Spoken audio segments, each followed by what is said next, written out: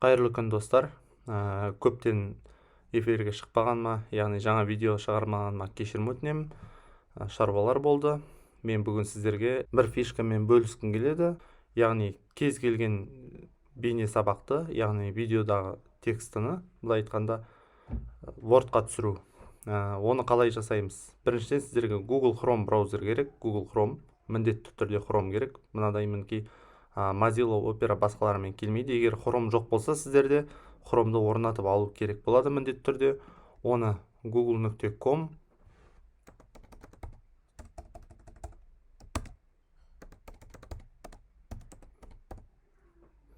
таяқша Chrome деп жазып осылай жүктеп аласыздар Google Chrome'ды. Немесе жай ғана Google-ға кіріп, Chrome деп жазып, оны жүктеп аласыздар басқа браузерден. Chrome деп. Міндетті түрде Google Chrome'ды орнатып аламыз. Менде орнатылып тұр Chrome. Сіздерге бірден көрсетіп бастаймын. Мінекей Chrome'ды ашамыз. Chrome'да біз міндетті түрде аккаунтымызға кірген болуымыз керек мына жерде. Gmail аккаунттарыңыз бар болса, сіздер кіру керексіздер. Одан кейін мына жердегі менюға басып, яғни мәзірге документті таңдаймыз. Оның ішінен жаңа документ создать етеміз. Создать документке басамыз, мына оң жақ төменгі бұрыштағы. Одан кейін документтің атын жазамыз мына жерге. Бірден жазып алған дұрыс атын. Мысалы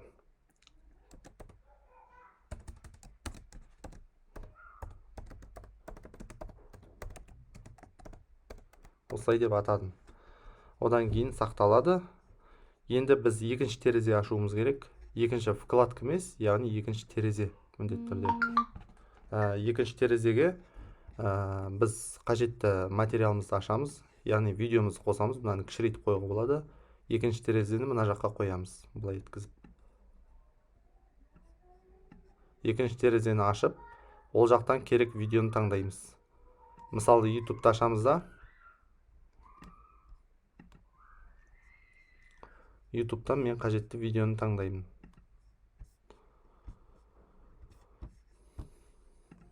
Оның ішінен қазір бір сабақты қосамын. Перетаскивать там. Керек жерге әкеліп аламыз. Мысалы, мен басынан бастап жазғым келеді. Ал мына жақта документке кіремін де, яғни Google документті таңдаймын.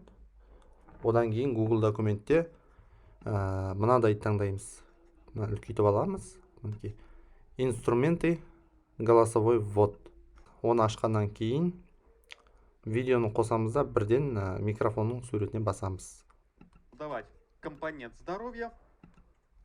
Тут на самом деле есть разные варианты. То есть самый-самый примитивный — это просто добавить какую-нибудь переменную со здоровьем внутрь нашего персонажа. Но так делать я не рекомендую. Кстати, говорят, надо get speed удалить. Вот, и, соответственно...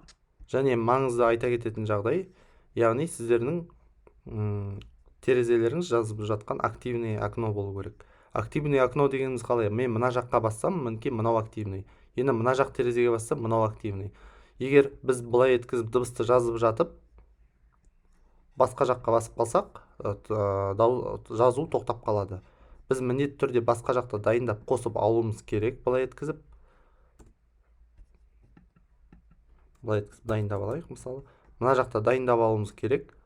В этом уроке мы с вами будем создавать компонент здоровья.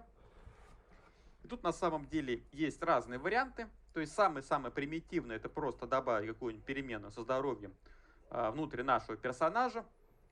Но так делать я не рекомендую. Кстати, говорят... Одан кейін тоқтатып болғаннан кейін керек жерлерін түзеп аламыз. Мысалы, астына түсіріп былай еткізіп. Одан кейін настройка доступқа басып жіберуге, бөлісуге, немесе өздеріңізге сақтап алуларыңызға болады. Немесе Word қылып шығарып алуларыңызға болады. Word қылып, мінекей, файлға басамыз. Скачать Microsoft Word Docs дейміз. Одан кейін бізде осындай терезе ашылады. Ол терезені қай жерге сақтайтынымызды таңдауымыз керек. Мысалы, мен рабочий столды таңдаймын. Аты мінекей, жаңа біз жазған аты тұр.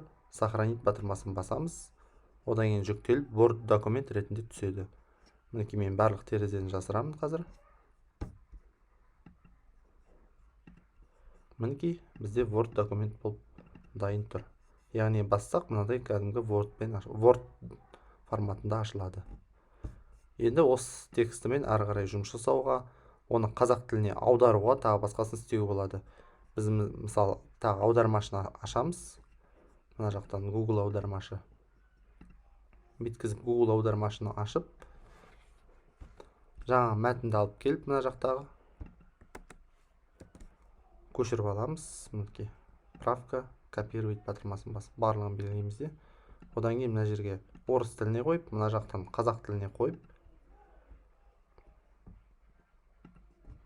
мына жаққа саламыз. Осылай еткізіп жұмыс жасауға болады. Енді әкеліп жаңағы аударылған түрін саламыз. Қатесін түзеп, тағы басқалай жұмыс жасауға болады. Және біз жазып жатқан кезде міндетті түрде даусына мән беру керекпіз. Даусының анық шығып тұрғанына, яғни қаттырақ шығарыңқырап қою керек, микрофонға жақсы естілу үшін. Және де сіздің компьютеріңізде микрофон істеп тұрғанына көз жеткізу керек. Және компьютерінде дауысы мына жерде шығарылып тұру керек. Сонымен қатар сіздер сырттан телефоннан қосып қойып, телефоннан аудио сабақты немесе басқасын қосып қою арқылы телефонды қасына компьютерін жақындатып қойып, дыбыссыз режимге қойып, басқа дыбыстар мазаламас үшін және тыныш жерге қойып жазу қажет міндетті түрде. Мысалы, мен мінекей телефоннан сырт жақтан қосып қоямын және сырт жақтан жазамын. Бесплатные форматы — это не все, что существует, но я не буду сейчас захламлять вам голову. На каждый из этих бесплатных форматов бесплатный вебинар и бесплатный марафон в школе продюсера предусмотрен отдельный мод.